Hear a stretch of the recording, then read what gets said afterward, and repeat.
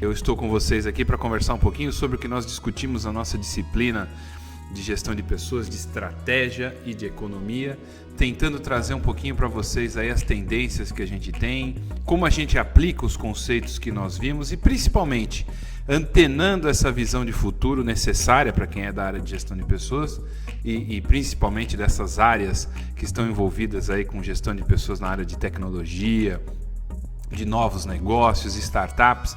É a nossa chance de tentar colocar todos os nossos conceitos em aplicação e mostrar para vocês o quanto isso é útil no nosso dia a dia. No nosso curso nós falamos bastante sobre cenários econômicos, sobre cenários e tendências, não tanto cenários econômicos, mas muito sobre cenários e tendências futuras. Falamos sobre análise estratégica, até uma análise estratégica mais tradicional, principalmente aplicada às empresas que já estão estabelecidas, mas sempre com um olhar, com uma intenção, com uma visão de futuro. Eu acho que o grande desafio que qualquer gestor tem, principalmente o gestor de pessoas, é ter a capacidade de olhar para frente, de olhar para o futuro e tomar decisões de uma forma rápida, de uma forma objetiva e de uma forma que crie resultados. Talvez aí esteja um dos grandes desafios do pessoal de gestão de pessoas, que é justamente comprovar os resultados que são obtidos, né? Ou principalmente o que são resultados e como medimos esses resultados. Eu acho que é um capítulo especial da gente analisar aqui, que é justamente tentar posicionar como a gestão de pessoas está neste século XXI, nessa segunda década do século XXI, um século tão conturbado, com tantas transformações e tantos desafios. Então vamos lá, vamos discutir um pouquinho, inicialmente a parte de cenários, né? Eu acho que vale a pena, dentro do nosso curso de estratégia, a gente olhou bastante para a questão do futuro, do mercado amplo, das tendências, das oportunidades. E como vocês devem ter percebido no nosso curso, nós não conseguimos atingir a todos os riscos, as oportunidades, as ameaças, as tendências que a gente tem por aí. E não é de outra forma, né? Não seria de outra forma, seria mais incorreto eu dizer da minha parte aqui que nós atingimos todos os objetivos. Isso não é verdade, né? O nosso grande desafio quando a gente fala de futuro é muito mais criar um mecanismo de pensamento estratégico, um mecanismo de olhar para frente, de olhar o que tende a acontecer e se preparar para isso. Eu gosto muito de uma palavrinha que a gente usa como uma palavra-chave, que é a palavra prospecção. Talvez você já tenha ouvido essa palavra prospecção quando a gente conversa sobre prospectar petróleo, por exemplo. Na minha cabeça, sempre prospectar petróleo é você buscar petróleo em algum lugar. Então, se você está no fundo do mar, você vai cavocar o fundo do mar para tentar encontrar óleo. Se você está na terra, você vai fazer a mesma coisa. E a prospecção pode encontrar ou não encontrar petróleo. Ou pode encontrar o petróleo, como pode encontrar o petróleo numa situação em que ele não é explorável economicamente. Então, essa analogia do petróleo para prospecção de futuro, eu acho que é muito válida, porque quando a gente olha para o futuro, nós estamos tentando cavocar os futuros possíveis. E diante dos desafios que a gente tem, especialmente nessas ondas tecnológicas, né? Quer dizer, a sociedade não começou no século XXI, a sociedade tem milhares de anos de desenvolvimento e de desenvolvimento tecnológico. Em algum momento lá atrás, quando o homem conseguiu identificar que uma peça circular chamada de roda facilitaria a vida dele, você teve uma inovação tecnológica que trouxe um benefício, que trouxe um ganho, que trouxe um resultado muito melhor e muito diferente do que a gente tinha até então. Desde a invenção da roda, ou da criação da roda, ou da descoberta da roda, digam como quiserem, a gente chegou aqui no mundo da internet, nós chegamos no mundo do Big Data, da inteligência artificial, né, no mundo que em transformação muito forte, ultra, hiper conectado, em que os desafios são brutais. Talvez o único elemento comum que a gente tenha na roda lá atrás e que a gente tenha hoje na internet, em todas essas questões digitais, é uma palavrinha, uma pessoa chamada ser humano, né? Então o ser humano, ele realmente faz parte de todo esse desenvolvimento, porque obviamente sem o ser humano nós não teríamos tecnologia. É a capacidade criativa, é a capacidade inventiva que faz do ser humano a diferença.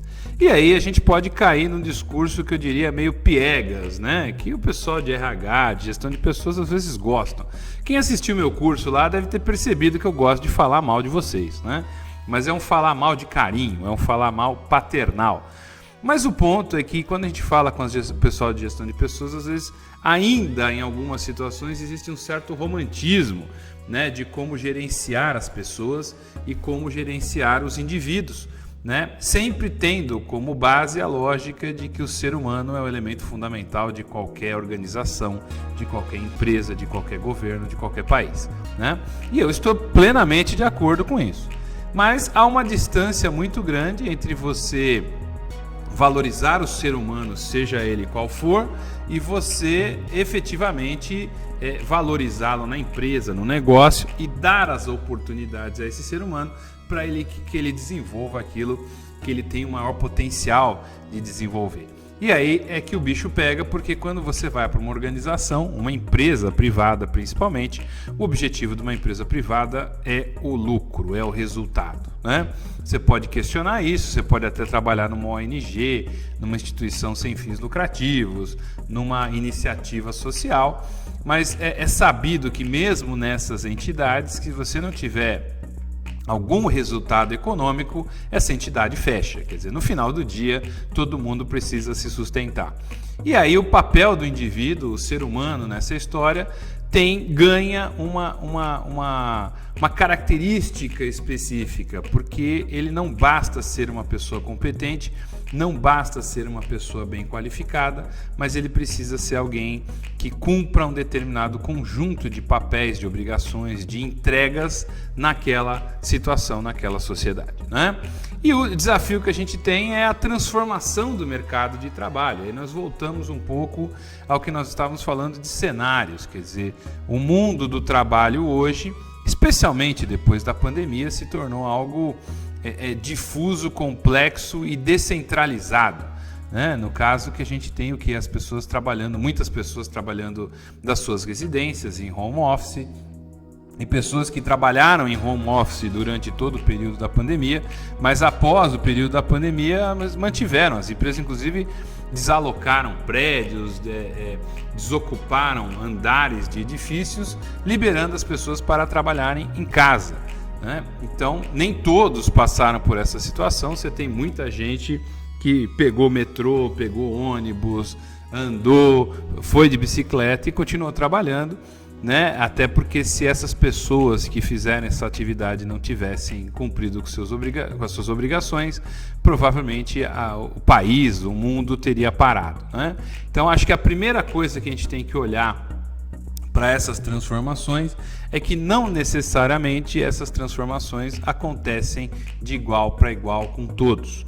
Eu tenho muitos alunos aqui do nosso curso, né, e de cursos presenciais, que são presenciais online hoje, mas cursos presenciais e que voltarão a ser presenciais, em que você tem gente que trabalha em organizações de altíssimo multinacionais, com altíssimo poder aquisitivo, empresas de grande influência global e que têm características muito específicas da gestão de pessoas, da forma como elas lidam com os talentos e com os indivíduos.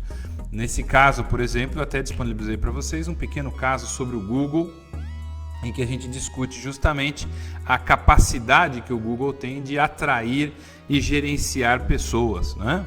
Agora, por outro lado, você também encontra uma série de pessoas que ainda trabalham em empresas mais tradicionais ou menos desenvolvidas do ponto de vista de gestão de pessoas, né? Às vezes muito hierárquicas, às vezes muito difusas, às vezes num ambiente não muito saudável de relacionamento entre as pessoas.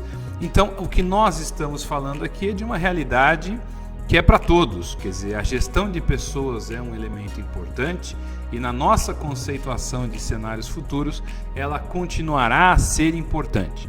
A questão é como cada um desses negócios, cada uma dessas entidades, cada uma dessas empresas e negócios gerencia o indivíduo, gerencia o ser humano, né? Então, quando a gente começa a olhar em termos de cenários, né, e a sugestão que eu sempre dou em termos de cenários é que a gente poderia construir um cenário mais positivo, um cenário mais negativo, ou senão a gente poderia trabalhar num cenário em que a presença da questão tecnológica seja imperiosa, quer dizer, isso vai acontecer, todo mundo vai ser selecionado, contratado e gerenciado por tecnologia, né, envolvendo talvez a inteligência artificial, que ainda está no começo, ainda tem seu papel, ainda, eu diria, a potencialidade da inteligência artificial é gigantesco, né? E no outro extremo, talvez a gente tenha um cenário em que não necessariamente essas tecnologias atendam às necessidades que uma empresa tem, né? Então, até por uma questão de vieses, uma questão de análise de dados complexa, não necessariamente a gente tenda, né, no futuro a fazer as melhores seleções usando a tecnologia. E eu diria que há um cenário intermediário, em que eu considero um cenário até mais provável, e quando a gente fala de cenários, o ideal é não ficar colocando probabilidades nesses cenários, mas um cenário intermediário em que você vai usar muita tecnologia, mas vai ter que ter a capacidade, né, de desenvolver indivíduos, de desenvolver competências e capacidades dentro da área de gestão de pessoas para escolher e para gerenciar os melhores talentos, né? Então, quando a gente olha para frente, eu acho que a pandemia trouxe a todas as pessoas um impacto muito forte de mudança do nosso relacionamento com o meio, né? Se nós analisarmos 2019, por mais que a gente estivesse em um mundo de dificuldades, um mundo que tem seus problemas econômicos e políticos, né, as pessoas tinham uma plena liberdade de contato, de viagem, de relacionamento, que a pandemia, de uma certa forma, transformou, né? Então, a pandemia fez com que as pessoas, de uma forma ou de outra, para uns mais e para outros menos, ficassem mais isolados, ficassem mais com menor fluxo de relacionamento, né? Com menor contato com outras pessoas, né? E até eu brinco, às vezes descobri-se na sua casa uma pessoa legal que está lá e fala, puxa vida, tem uma moça na minha casa que é tão bacana, ela diz que é minha mulher e eu estou gostando dela, é uma pessoa simpática, viu? Até vale a pena conviver, né? Porque existiam diversos casais aí que mal se encontravam, né? Não tinham nenhum relacionamento além de se encontrar no fim da noite depois que os dois chegavam exaustos do trabalho, né? Então, a pandemia eu acho que é um marco dessa nossa geração e a gente tem vivido aí acontecimentos como a questão da invasão da Ucrânia, que talvez não tão relevante do ponto de vista de guerra, porque a gente tem outras guerras no mundo e o pessoal não se preocupa muito, já na Europa a coisa é diferente, mas o fato é que a gente está rompendo, né, com um amplo período de uma paz, eu diria, entre aspas, entre as nações, e entramos num período de beligerância, de maior dificuldade de relações internacionais, né? Quer dizer, as disputas deixam de ser feitas na mesa de negociação e começam a ser feitas novamente, o que é uma coisa da história da humanidade, feitas no campo de batalha, né?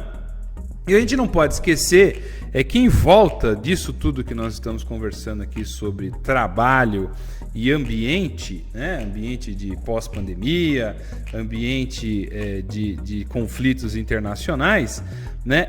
Nessas situações todas a gente tem efetivamente um impacto na vida das pessoas, um impacto na forma como os indivíduos olham para esse ambiente e como eles reagem, como eles trabalham, como eles atuam, né?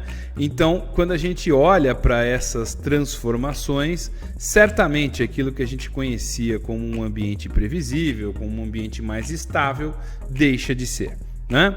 Então, essas ansiedades que começam a surgir no mercado na sociedade como um todo, na sociedade mundial, ou nos mercados, né? Porque isso impacta empresas, impacta decisões econômicas, também impacta o jeitão como a gente trabalha. E a gente não pode esquecer que essas situações também são permeadas por esse novo ambiente que a gente tem de comunicação, especialmente quando a gente fala de não comunicação ou de comunicação falsa, como é o caso, por exemplo, das fake news, né? Então, as mídias sociais, as redes sociais, né, deram oportunidade a pessoas que não tinham acesso à comunicação a terem acesso a essa comunicação, a divulgarem informações muitas vezes sem uma pauta adequada, sem uma fonte adequada. E as pessoas também não estão, né? Quem está lendo esse tipo de conteúdo, às vezes também não está observando com cuidado quem escreveu, de onde escreveu e qual o interesse por trás dessa informação. Então, nós temos realmente um ambiente, eu diria, de um pandemônio de informação, de tendências e pressão, né? Que podem nos levar a uma sensação de que as coisas tendem a piorar em relação ao que a gente já tinha antes, né? Além disso, a tecnologia tem tido um impacto gigantesco na reorganização do capital produtivo, né? Então, isso eu estou falando meio como economista, né? Economês, né? Mas o que acontece? Quer dizer, você tem cada vez mais atividades que demandam menos pessoas. Atividades em que você tem uma automação muito grande, atividades em que você muda processos de forma a usar menos gente, né? E outras atividades até de subtrabalho, de subemprego, que levam pessoas a não conhecerem o seu empregador, a não terem nenhum vínculo empregatício com o seu empregador e dedicarem longas horas do dia ao trabalho para essa empresa, sem serem formalizados essa empresa. Então, se você pegar todos esses aplicativos de entrega, de locomoção, todos eles, né, no fundo, exploram, entre aspas, ou talvez também sem entre aspas, exploram uma mão de obra que está à deriva, né, e muitas vezes está sem outras oportunidades, e acaba usando esse mecanismo de relação de trabalho como algo que é a forma de sustento, né? Eu sempre costumo brincar, né? A gente tem na própria FIA esses rankings das melhores empresas para se trabalhar, mas muito provavelmente esses rankings levam em consideração as pessoas que fazem parte oficialmente da empresa, né? Então é quem está lá na empresa. Se você tem um grupo de terceiros muito grande, se você tem, como é o caso dos aplicativos, outras pessoas atuando, você talvez tenha dificuldade de identificar se todos estão satisfeitos com aquilo. E vocês já aprenderam, já viram, ou se não viram, vão ver que não é só dinheiro que paga, né, a satisfação e a realização de uma pessoa. Mas sem dinheiro também essa pessoa não sobrevive, não vive. Então temos um trade-off econômico entre satisfação e dinheiro que podem estar na mesma casinha. Então, a partir desse ambiente que nós pintamos aqui de pós-Covid, dificuldades para retornar à dinâmica, essa questão da instabilidade internacional, e a terceiro ponto talvez seja justamente a questão da tecnologia cada vez mais presente na nossa realidade, né? Quando a gente fala em inteligência artificial, a inteligência artificial conversa conosco quando a gente entra em contato com um banco hoje, né? E muitas vezes a gente prefere conversar com a inteligência artificial do que com a inteligência natural. Nós estamos procurando ali quem nos dê uma informação, e se essa informação for dada por uma máquina sem nenhum sentimento, mas me der a informação, eu estou satisfeito com isso. Então nós temos a instabilidade pós-Covid e essa questão tecnológica. E aí voltamos àquilo que nós havíamos comentado, quer dizer, a gestão de pessoas, o ser humano, é o princípio, o meio e o fim de qualquer negócio, né? Mesmo que ele não saiba ou que nós não queiramos que ele saiba. E a gestão de pessoas também tem passado por uma transformação nesses últimos tempos, porque elas têm se tornado cada vez mais forçada à exatidão. Ou principalmente, eu não diria forçada à exatidão, mas eu diria forçada à mensuração de resultados. Então, Não há ninguém que trabalhe hoje na área de gestão de pessoas que não tenha mais compromisso com uma avaliação, que não tenha mais um compromisso com um resultado, com uma meta, com um objetivo. E é bastante natural, desde que a gente não considere essa meta um valor absoluto, né? Saibamos que certas coisas, satisfação, clima organizacional, por mais que a gente tente tornar isso uma equação exata, não necessariamente essas coisas acontecem dessa forma, né? Mas também não é possível mais vivermos num mundo em que a satisfação é medida pelo Word, né? Eu acho que até comentei isso na nossa aula. Quer dizer, os resultados dos negócios, tanto na área de marketing, gestão de pessoas, estratégia, tem que ser em Excel. Eu tenho que ter um número, né? 33% das pessoas ficaram satisfeitas com o treinamento, né? Ou não, e não o feedback. Todo mundo gostou, achou bem legal, né? Isso é Word. Quando eu falo 33,83, com duas casas fica melhor, né? 33,83% das pessoas adoraram o treinamento, né? Isso é Excel. Então, eu acho que uma das tendências que a gente tem aí para a área de gestão de pessoas é essa necessidade de mensuração. E há uma outra tendência que a gente absorve daquilo que a gente comentou, tecnologia, instabilidade e pós-pandemia, que é a questão da automatização de processos ou robotização de processos, falem como quiserem, né? Quer dizer, eu acho que em algumas etapas da gestão de pessoas, cada vez mais processos automáticos e automatizados tendem a se tornar referência. E aí vem um grande senão que eu coloco, um grande ponto de atenção. A gente sabe, eu vou usar um exemplo, tá? Eu vou usar o exemplo, por exemplo, da área gostaram, né? Da área de captação ou de recrutamento e seleção de pessoas, né? Quer dizer, cada vez mais o processo de recrutamento e seleção de pessoas tem caminhado para indicadores automáticos, né? Ou portais, sites, aplicativos, algoritmos que fazem parte do trabalho de seleção. E aí eu acho que é um exemplo claríssimo de problemas que a gente pode ter com a tecnologia, no sentido em que se a gente simplesmente aceita a tecnologia como um elemento primordial, um elemento essencial ou o elemento fundamental do nosso processo de seleção, eu estou começando a cometer um grande erro, né? Porque por mais que a inteligência artificial tenha suas virtudes, e mais do que isso, por mais que os algoritmos sejam sofisticados, e quando a gente conversa em termos de inteligência artificial, os algoritmos tendem a ficar cada vez mais sofisticados, ou eles tendem a aprender, né? Nós estamos falando de algoritmos de processamentos cognitivos que copiam o processamento cerebral. Então a gente tende a, entre aspas, terceirizar uma parte importante e estratégica da captação e gestão de pessoas para um algoritmo fazer, né? E aí quando a gente faz isso, o risco é que ele entregue para nós não necessariamente aquilo que a gente quer. Esse é um dos perigos, quer dizer, ele faz uma seleção e te entrega pessoas que você fala, puxa, mas não é isso que eu estava querendo, né? Não foi isso que eu quis. Então ele ou entendeu, entender não é que ele entenda ou não, né? Mas o processo cognitivo daquele algoritmo entregou alguma coisa que não era aquilo que você desejava.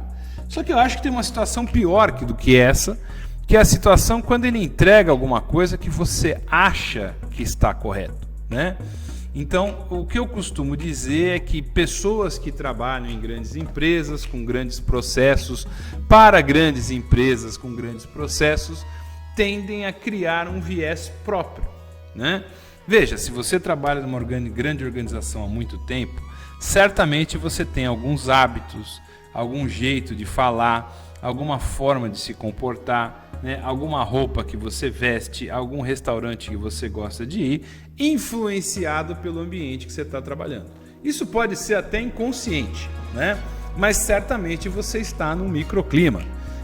Aqui em São Paulo, por exemplo, o pessoal costuma brincar que quem trabalha no mercado financeiro ali na Avenida Faria Lima, os Faria Limers, tem uma característica própria de funcionamento, porque bem ou mal ele vive num microclima, né? Quer dizer, se a pessoa vai todo dia, ele mora na zona sul de São Paulo, vai todo dia de carro para o seu prédio comercial na zona sul de São Paulo e sai de lá e volta para casa num condomínio fechado. Se a pessoa mora no Rio de Janeiro e vai todo dia na Zona Sul, sai da Barra e vai para a Zona Sul, né? Se a pessoa mora no Recife e fica ali na Praia da Boa Viagem, só anda naquele pedaço, e toda cidade tem sua característica, ele não conhece o mundo como de fato é, né? Então isso cria um viés na pessoa de achar que a cidade está limpa, a cidade está arrumada, o ônibus está vazio, né? Mas ele está olhando para o microclima que ele está vivendo, ele não está olhando para a realidade que ele encontraria, por exemplo, na periferia, nas regiões mais pobres dessa cidade, né?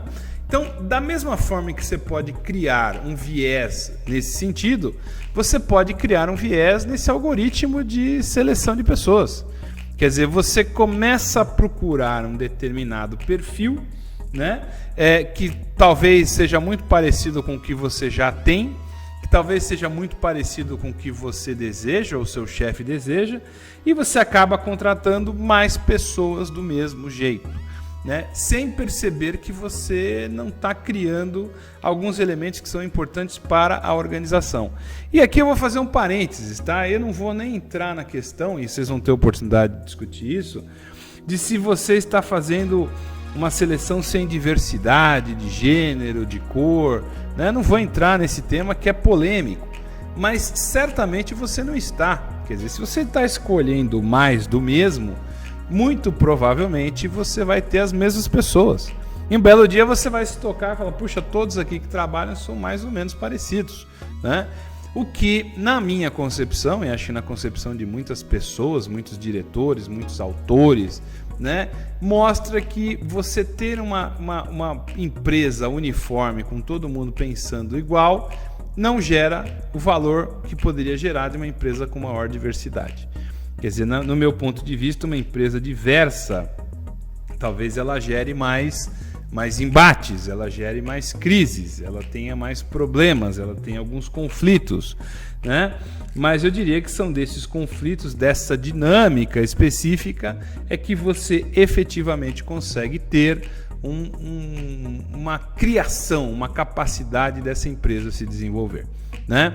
E quando nós vamos para o mundo da tecnologia, isso acaba ficando mais forte, porque você tem um processo muito, muito intenso de novas tecnologias. Quer dizer, a nova tecnologia de hoje não é a mesma tecnologia de ontem, né? E quando às vezes eu falo ontem e hoje, na verdade é isso mesmo. Em semanas, em meses, as tecnologias mudam, né? Mudam bastante.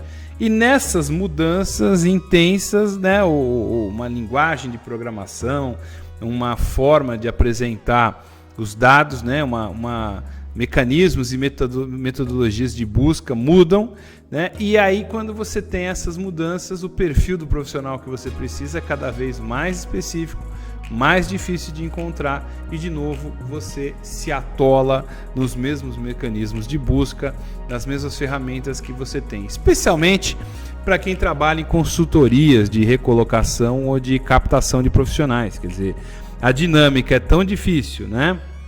O que a gente ouve falar sempre é o quê? Tem muita gente desempregada, mas eu não consigo encontrar gente boa. O que eu acho que é uma resposta simplista, né? Provavelmente o meu comentário, uma informação como essa, é: você está procurando no lugar errado, né? E todos esses filtros que a gente coloca, filtros de idade, de gênero, de cor, filtros dos mais diversos tipos, podem diminuir e neutralizar a nossa capacidade, o nosso espaço de encontrar os indivíduos que a gente está buscando, né? Então, eu acho que o insight que a gente tem dessa nossa fala aqui, né, o clique, a dica que a gente tem dessa nossa fala, é o que a tecnologia não pode substituir todos os processos, e principalmente aqueles que são subjetivos. Há elementos subjetivos que você deve ter levados em consideração, e você tem que criar oportunidades e processos que façam com que indivíduos, pessoas, validem né, e se antecipem, quando possível, a elementos técnicos e tecnológicos que influem nesse processo, por exemplo, que a gente citou aqui, de captação de novos profissionais, né? Então, esse é um exemplo do que a gente tem aí, né, dessas dificuldades, das tendências tecnológicas versus o papel da gestão de pessoas. Por fim, eu acho que um ponto importante que vocês têm que guardar do que nós estamos comentando aqui é que o profissional de gestão de pessoas ele tem um desafio e ele tem uma dificuldade inicialmente, que é a dificuldade de ele realmente demonstrar o valor que ele tem, não é? Eu acho que eu já encontrei com muitos alunos dessa área de gestão de pessoas e às vezes a gente encontra pessoas que têm um certo, eu não diria complexo de inferioridade, eu estou exagerando, mas tem às vezes uma sensação de que não são principais na empresa. E às vezes as empresas não tornam esses profissionais principais, né? E eu estou falando aqui de empresa de fundo de quintal, não, estou falando de empresas grandes, empresas multinacionais que às vezes tem um profissional de RH como um suporte, né? Eu falei até RH, né? Quer dizer, não considera nem gestão de pessoas, considera recursos humanos. Então, um desafio é a gestão de pessoas se tornar estratégica, né? Então, talvez as dicas que eu daria para vocês de tornar a gestão de pessoas uma área essencial e estratégica é, primeiro, a área de gestão de pessoas tem que conhecer, entender e disseminar a estratégia da empresa. Tem que entender o que a empresa faz, em todos os sentidos, né? Quer dizer, se é uma empresa, como nós vimos no nosso curso, líder de custos, tem que ter a capacidade de entender quais são as competências, como que se forma uma boa cadeia de valor de uma empresa que é focada em custos. Qual é o tipo de profissional que eu preciso numa empresa focada em custos? Né? Como a tecnologia impacta, né, uma empresa focada em custos? Por outro lado, se eu sou uma empresa diferenciada, se eu sou uma empresa que tem características únicas, né, quais são as características, quais são os profissionais, quais são as competências que eu, como gestor de pessoas, tenho que provocar o desenvolvimento para conseguir que essas competências, essas necessidades ajudem e abasteçam a estratégia da empresa. Então, primeira coisa, tem que conhecer a estratégia da organização. Segunda coisa, tem que conhecer os números, né? Eu já vi muita gente de gestão de pessoas dizendo, mas isso é o financeiro que faz. Bom, o financeiro nada de braçada em muitas situações, porque como ele tem o controle dos números e às vezes você não tem áreas capazes de contestar esses números, quem define o resultado financeiro é a área financeira. À medida que você desenvolve capacidades e competências de avaliar números, de ler um balanço, de ler um fluxo de caixa, de ler aí um demonstrativo de resultado, né? E você entendendo a estratégia da empresa, você fala assim, puxa, esse negócio aqui não está dando resultado, não. Nós estamos perdendo dinheiro aqui, aqui e ali. Eu posso ir para uma reunião de diretoria e colocar isso em questionamento. Por que não? Né? E veja, é você, RH, que pode fazer a condução até da transformação das pessoas, que serão as pessoas que vão fazer a transformação da empresa. Então, você tem que conhecer a parte financeira, você tem que conhecer as finanças, a economia dos negócios, né? Então, primeira coisa é entender a estratégia, segunda coisa é entender as finanças, e terceiro ponto fundamental é voltar àquilo que nós começamos a falar aqui, que é o quê? Entender as tendências futuras, né? Para onde o negócio que você trabalha, a empresa que você trabalha está indo. Quais são os desafios, quais são as oportunidades, quais são as tecnologias que podem destruir a sua empresa, ou quais são os movimentos de mercado que podem abrir uma oportunidade infinita para vocês, e tanto na linha da destruição como na linha da oportunidade, talvez vocês não estejam preparados. Então, quais são os elementos centrais desse futuro promissor ou futuro desafiador que vocês têm que entender para conseguir cumprir esse papel? Quando você conecta a questão do desempenho econômico financeiro, a questão do conhecimento da estratégia da empresa e a questão do entendimento futuro de para onde as coisas no seu negócio, no seu setor estão indo, você começa a ter efetivamente a capacidade de transformar o seu mercado e, mais do que isso, de transformar o valor, o resultado e a percepção que toda a empresa tem sobre a área de gestão de pessoas. Né? Quem está falando isso aqui é alguém que conhece muito bem a área de gestão de pessoas, já trabalhou bastante com a área de gestão de pessoas, mas não é da área de gestão de pessoas. Né? Então é alguém que tem um senso crítico em olhar os desafios que as áreas de gestão de pessoas têm. E talvez também caiba a vocês conhecer as suas limitações, né? Quer dizer, até onde você pode ir, especialmente em mercados que são muito consolidados, em mercados que são muito rígidos, em mercados em que, por exemplo, mercados ou empresas que não valorizam o RH da forma como nós consideramos. Né? Ou pior, o RH está num ponto de desenvolvimento que está muito atrás do que nós aqui no nosso curso, do que nós aqui entendemos como a gestão de pessoas do futuro. Mas não é alarme, não é para pedir a conta, não é para sair fora da empresa, mas é olhar e pensar assim, qual é o caminho? Por onde eu tenho que traçar estratégias e objetivos para fazer um depara, para sair dessa situação que hoje me parece antiquada e trágica numa certa maneira, né? Uma situação trágica, eu acho que eu exagerei, né? Mas uma situação estagnada de uma certa maneira. Quais são os caminhos para eu ir adiante, né?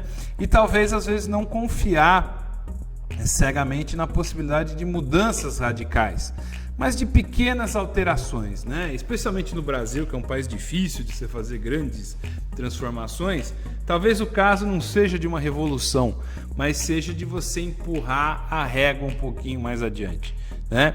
E nisso eu tenho até experiência de contato com pessoas brilhantes que eu conheci na área de gestão de pessoas que tiveram a sensibilidade de entender o mercado que estavam atuando, de entender o ambiente que estavam atuando, de entender as dificuldades, né, culturais até de colocar as coisas para funcionar nesse ambiente, e tiveram a maestria estratégica de aos poucos comprovar e empurrar essa régua da valorização da área de gestão de pessoas um pouquinho mais adiante, né? Conseguiram de uma forma brilhante convencer os superiores diretos, convencer a alta direção da empresa, convencer a matriz no exterior de que seria muito importante valorizar pessoas. E como eu mostrei para vocês no nosso caso do Google, né, que a gente pode colocar como um benchmark, né, como um exemplo lá na frente, e óbvio, com devido cuidado, porque afinal o Google é uma das 5 empresas mais valiosas do mundo, vale mais de 1 trilhão. Quem sou eu aqui para querer que todos estejam no mesmo patamar de recursos e de gastos, né, de investimento que o Google tem para formar pessoas? Mas a filosofia está lá, né? Valorizar pessoas, incentivos corretos, dar liberdade para que essas pessoas funcionem bem e, principalmente, criar uma liderança capaz de conduzir todos esses indivíduos a um novo ambiente, a uma situação melhor.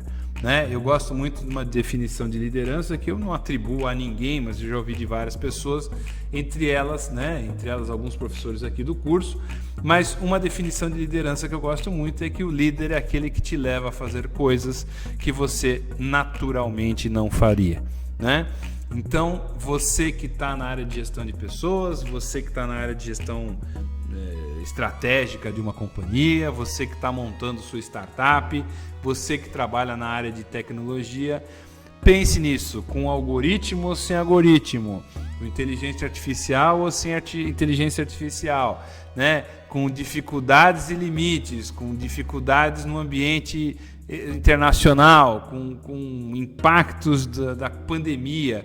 Isso sempre aconteceu, esses eventos sempre aconteceram, mas nesses momentos de dificuldade é que você tem a oportunidade de vislumbrar os líderes, de identificar quem são as pessoas que podem conduzir a gente de uma situação A para uma situação B, né? E conduzir as pessoas, os indivíduos, para um momento melhor, para um momento de mais realizações, quer seja na empresa, quer seja num negócio, quer seja num país, num estado, e sempre imaginar que a transformação está aí, a mudança é a única certeza, a única coisa certa que nós temos é que a mudança ocorrerá, e ser estratégico, ter essa capacidade de olhar futuro e olhar as transformações é fundamental para qualquer um que queira ser gestor, principalmente para quem está na área de gestão de pessoas, né?